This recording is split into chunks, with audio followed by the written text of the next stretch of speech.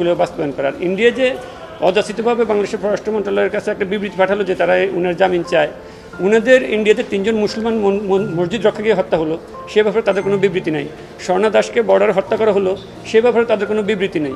বাংলাদেশের নিপুণ রায়কে পুলিশ পিটিয়ে মাথা ফাটিয়ে দিল, গয়েশ্বরচন্দ্র রায়কে জেলে নিল, আমাদের নিতাই কুমার রায় রানের সিনিয়র উনাদেরকে জেলে নিল, তখন তাদের কোনো বিবৃতি নেই।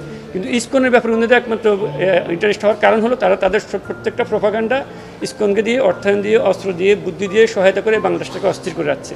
তারা চাচ্ছে এই দেশে যদি আপনার এই যে হায়দ্রাবাদ অথবা সিকিমের মতো যদি একটা রাষ্ট্র তারা প্রতিষ্ঠা করতে পারে, এদেশে যদি দাঙ্গা লাগাতে পারে, তাহলে তারা খুব সহজে বাংলাদেশটাকে দখল করে নিতে পারবে। কারণ তাদের অতীত ইতিহাস হচ্ছে হায়দ্রাবাদকে দাঙ্গা লাগিয়ে দখল করা, তাদের অতীত ইতিহাস হচ্ছে সিকিমকে তারা দাঙ্গা লাগিয়ে দখল করে নিয়েছে।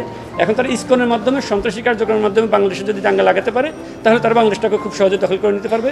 আমরা যখন